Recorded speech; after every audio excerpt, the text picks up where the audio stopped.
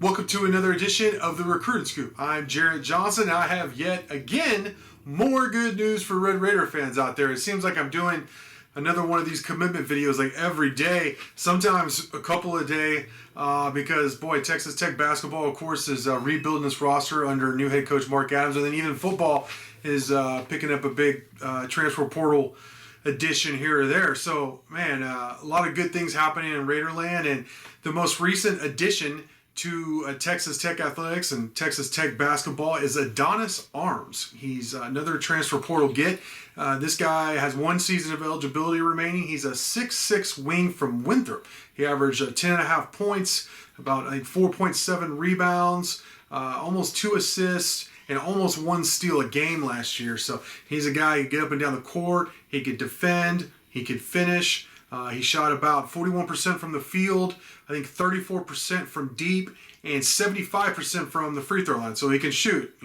He's not a poor, a volume shooter or a poor shooter. He is a guy who can do a lot of things. I actually interviewed him, and I wrote about this in a story already on Inside the Red Raiders, but he considers himself a versatile player, and that's like his strength is his versatility. He says he's willing to do whatever it takes. He wants to help his teammates out, help out on the boards, get them involved, of course, score and get up and down the court. So under Mark Adams, I think that's going to be a big part of what they do is they are going to push tempo, push the ball up and down the floor more than they did previously. I think assistant coach Barrett Peary, the associate head coach, is going to be a big part of that. He's known as a guy who would apply full court defense a lot, likes to get up and down the court in transition. He talks about taking advantage after forcing those turnovers. It seemed like we saw a lot of those fast break opportunities really basically go dry. They either miss open layups or miss open shots or just aren't aggressive enough, or they turn the ball over, which was really odd because they forced a lot of turnovers, and that's something that they want to focus on. And I think Adonis Arms is a big part of that. He's one of the pieces of the puzzle in terms of, first, of course, forcing the turnover, then transitioning into the break. So I think this is a really nice addition. You pair him with 6'6" forward KJ Allen, of course, from the junior college ranks, known as the franchise, Last Chance U fame.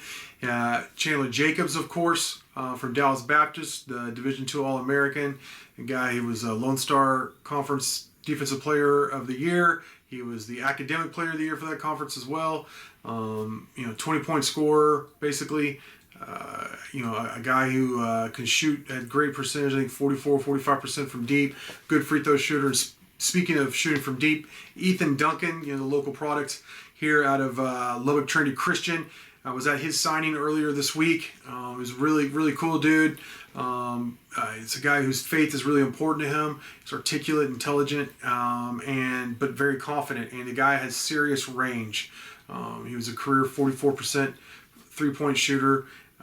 If you watch his highlights, which I highly recommend you do, he's the type of guy that as soon as he crosses midcourt, he's a threat to pull up, off the dribble even, and knock down threes. So that kind of range could really open up things on the floor for Texas Tech, and I think that's something that's been missing since Moretti left. So I really like what they've done so far. Of course, that's in addition to Kevin McCullough, Marcus Santasilva, Chibuzo Agbo, Clarence Nadolny, Avery Benson, who, by the way, was at Duncan's signing, who, of course, Duncan is the legacy. His father, Todd Duncan, is still the all-time leading three-point percentage shooter. So I'm bouncing all over the place here, but there's a lot to talk about. There's a lot that's happening. I haven't even mentioned yet the fact that, of course, Terrence Shannon, he said that if he doesn't get the grade he likes, if he decides to come back to college, he is going to stay at Texas Tech. So he's left the door open there. He's retained his eligibility by not hiring an agent. And then earlier this week, Mac McClung really got everybody fired up because in Raiderland, because he said he removed his name from the portal, which basically means if he doesn't go pro, if he stays in college, he's going to stay at Texas Tech. So it doesn't mean he's coming back to Texas Tech. There's a chance he gets drafted by the NBA. I don't think he's going to be drafted, but I mean, it could happen. Or he could go G League, or he could play overseas or some other professional, in some other professional league and make a lot of money. He'd make a lot of money off his fame and notoriety, no doubt. There's a lot of opportunities there. I think for those who were doom and gloom and really despaired when the roster with guys were leaving, and of course after the former coach left, I completely understand that. But I think now you can walk back from the ledge. I think you start to see Coach Mark Adams' vision, and I like the players they're adding. They're tough players. They're good players. He's getting good shooters, smart guys, and I really like the way this program's going. The hiring of Corey Williams, some of the other hire, Daryl Dora coming back, Ty Nurse coming back, all that I really love. The new strength and conditioning coach. Hey, he was with the Cowboys, my beloved Cowboys. So I'm a huge fan of him. So there's a lot of good things happening, and I really like like I said, the direction that Coach Mark Adams has the team going. So with that, I want to thank you for watching, and until next time.